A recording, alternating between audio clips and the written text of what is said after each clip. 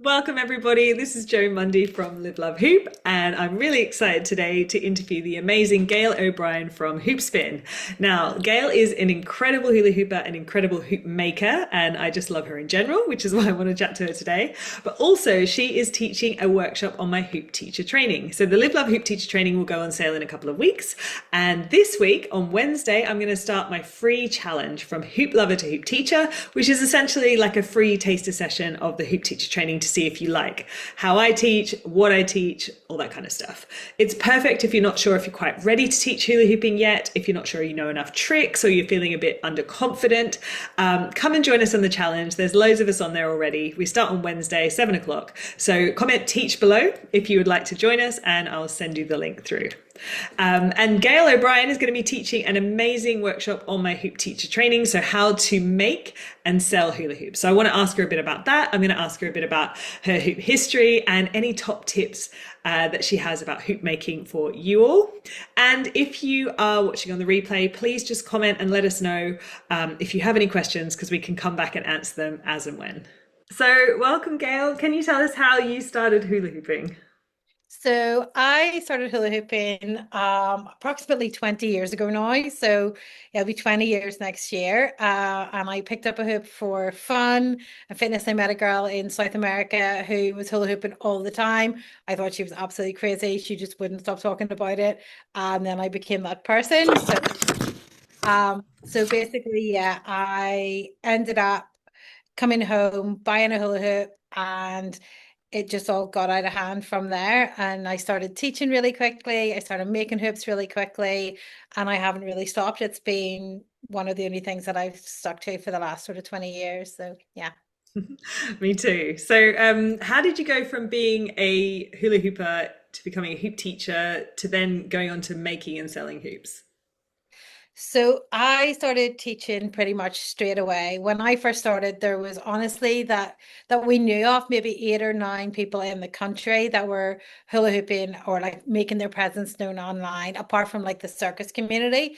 So for hoop dancers, I just wanted somebody to play with. So I ended up making some really basic hoops. I found like one tutorial online and I made this really like a lot of really basic hoops and basically forced them upon friends and family who still have, I think, to this day, like hoops tucked behind sofas somewhere that I made them in 2007. Um, there was a teacher called Diana Lopez who came over from America to do a teacher training in the UK, and she was followed then by Christabel Zamore, who came over, Hoop Girl, who was also the only video. Everybody had the Hoop Girl video, and all anybody wanted to learn was to hula hoop on their shoulders. So yeah, they came over. I did the teacher trainings. I met some people. I started teaching locally, and yeah, then it just really, I think I was really lucky that I started at a time where we didn't have this massive amount of tricks. We didn't have that overwhelm, and we didn't have like we had time to like really sort of focus on like learning stuff. But also I came up, there wasn't a lot of teachers. So when I started teaching, I was able to keep that going and like teaching quite a lot of places because I'd started early on. So I had that really nice foundation. And then how did you go on to selling hula hoops? So is that part of your hoop teaching? Like, when did it become like a business to you? Kind of, I think similar in the way that in your teacher training, you talk about like how to maximize really getting like your investment back and like how to get the most out of teaching.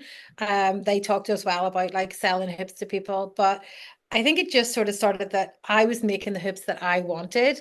So I needed a way of generating income so that I could justify the amount of money that I was spending on hula hooping, whether it be traveling. Like we would have got a train 4 hours down to just hang out and jam with people. So I really wanted to just, I guess, make a little bit of money back and justify that expense. So I started selling hoops almost straight away. And then when Polypro came in, no one was making it in the UK. I think myself and Shauna started making Polypro hoops at the same time, and they really took off. People really wanted them. And then colored Polypro came in. And again, it was just stuff that I wanted. Like everything that I sell at some stage has been something that I have wanted, like that I want to buy. So I hence like I don't know if you can see.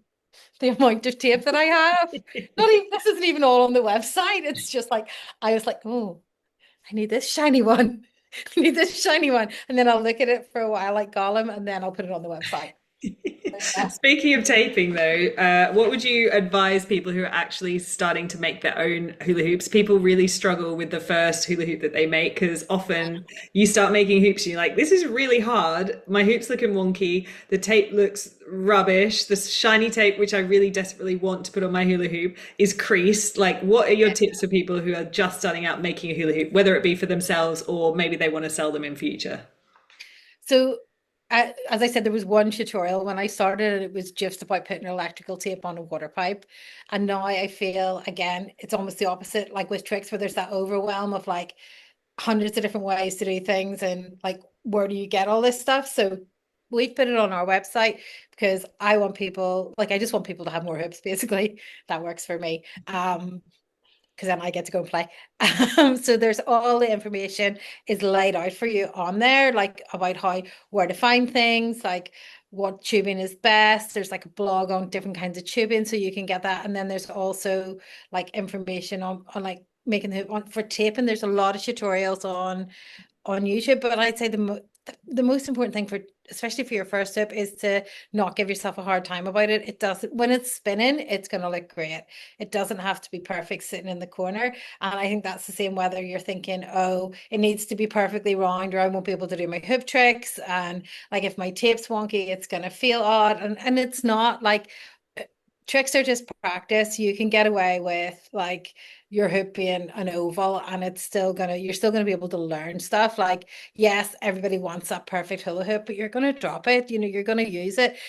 The most important thing I can say is get some tape on it so that it works for you, and then don't be afraid to drop your hoop as well. Like I think the other thing is like people get their hoops and they're afraid to use them, but actually like it's good if you learn how to do it because then you can retape your hoop.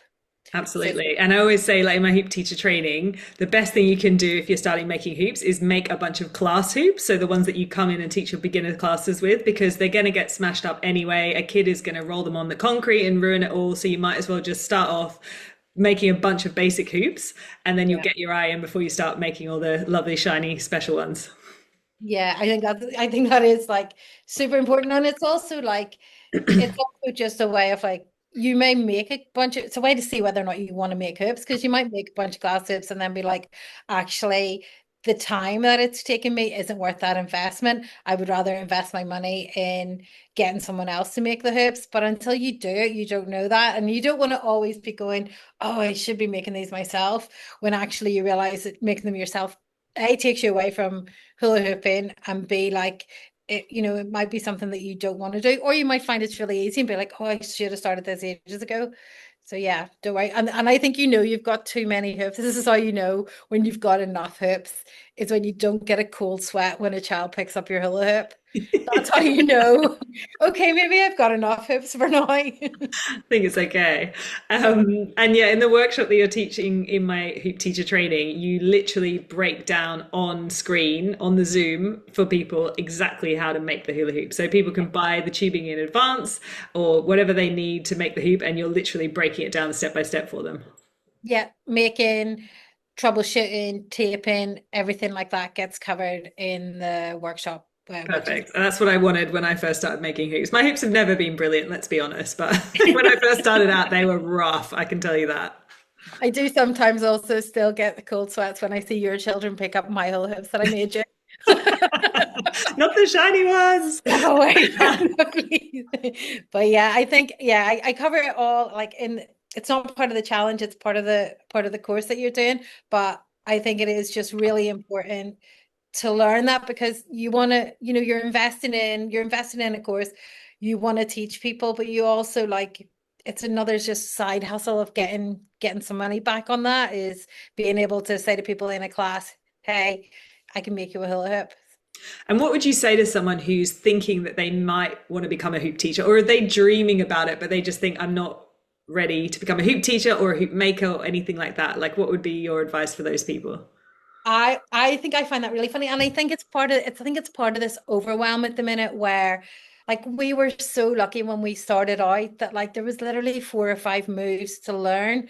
So I think now when you see the amount of moves out there, the amount of people like hooping out there, you think, oh, like I'm never, I need to learn all of this before I be a hoop teacher. And that is, it's just not true. Like I started out and I think I was literally maybe 2 or 3 moves ahead of everyone in my class. And like no, you'd just be waiting forever. I think just go for it. Like it's not just about being able to teach people. It's about like creating community. It's about getting people together to do something. It's not just about tricks. I think people get really hung up on that. Like, I need to be able to teach tricks. It's like you just need to be able to get people together to do something fun and like to love what you're doing. I think don't wait. Like I think when we all went and did those first couple of teacher trainings, no, I don't even think anybody wanted to be a hoop teacher. Like literally nobody wanted to be a hoop teacher. We just wanted to hoop with other people.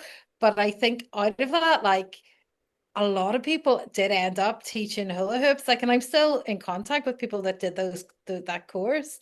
It is just that thing of it's not just about being able to teach big groups. It's about like getting your friends round and like being able to show it down, being able to show them what you do. It helps you as well. Like I think that's the thing that people don't realize as well is like doing something like this, even the challenge, like being able to break down a trick doesn't necessarily mean for someone else. Like being able to break it down for you is a really important thing, not just for learning that trick, but for being able to put tricks together and like troubleshooting as well. Like I've done the challenge nearly, I think, every year, and I've also done the course.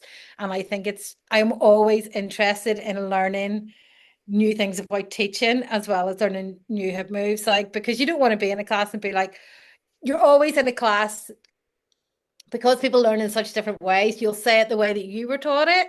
And then you always are looking for new ways to say it. And that one thing that's going to catch the person. So I always like to take learning workshops and other teacher trainings. I think it's just super important. Hmm.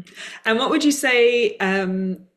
What do you? Let me think. What was I going to ask you? Oh yeah, what's the one thing? I got it. I got it. What's the one thing you wish you'd known sooner before starting your hoop business? Is there anything that you're like, I wish I'd done that straight away, or is there any, or do you feel like it just progressed naturally and it was all as it were? No, I think I wish that I knew that I was running a business. Mm.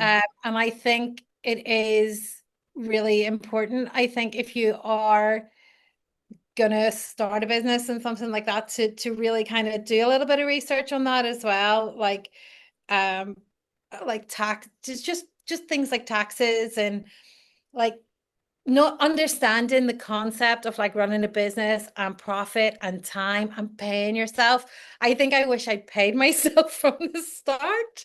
Like I think that's a huge thing with hoop business is people think this hoop costs me whatever the tape costs, whatever the tube costs, and that's it. And sometimes they might be like, oh, and maybe like a little bit for my time, but they do like obviously like if it's taking you an hour and a half, you're not going to charge people like you're not going to pay yourself 30 quid an hour and be like that'll be 75 pounds for that beginner hoop made from water pipe.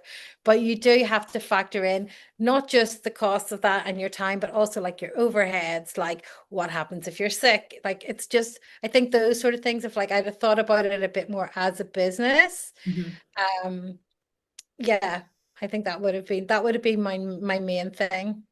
And that's part of the Hoop Teacher Training course. We do like weeks on how to set up running your business, like what are the Yeah. pitfalls, what are things to avoid, because that's the things that I wish I had when I was setting up my business. Well, when I started hoop teaching, I was just like, oh yeah, just like hoop teaching, it's real fun, isn't it? And then going like, oh, maybe I should have thought about this systematically.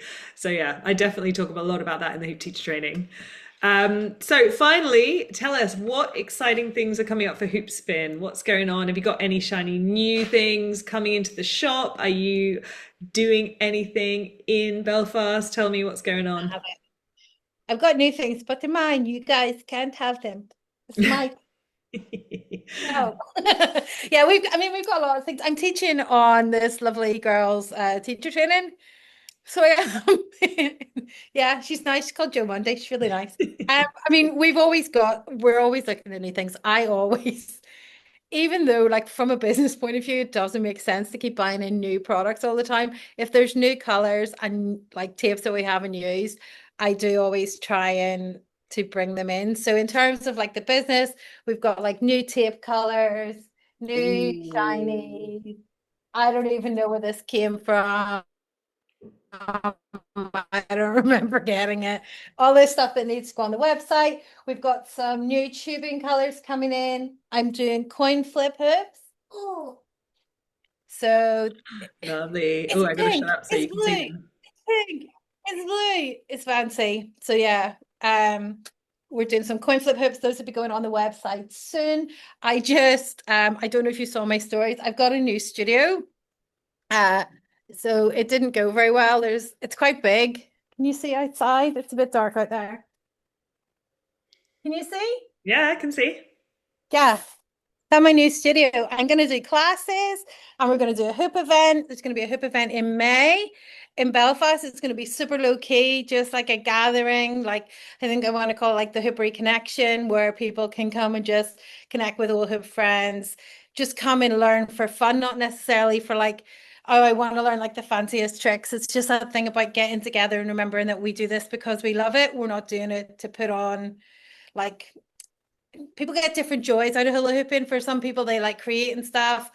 For some people, they like learning sequences that other people want to do. Some people love like getting stuff and putting themselves out there online. I think all of that can be really valid, but I think the most important thing for me is like connection and community. So I think I just want to have a really low key gathering where we get together and just play. But yeah. How do people find out about that? Is that your newsletter is the best place, your Instagram? Yes, Instagram, although my Instagram is having a moment at the minute.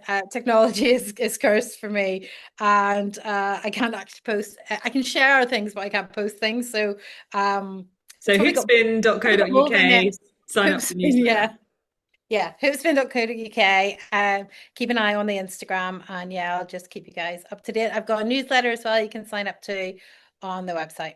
Excellent. So if anyone wants to join my free challenge that starts on Wednesday, just comment teach below. We'll send you the link to sign up from Hoop Lover to Hoop Teacher. And then stay tuned for my Hoop Teacher training, which is launching very soon as well. All right. Thank you so much, Gail, for joining me. Yeah, thank you for having me. I'll see you guys soon. Okay.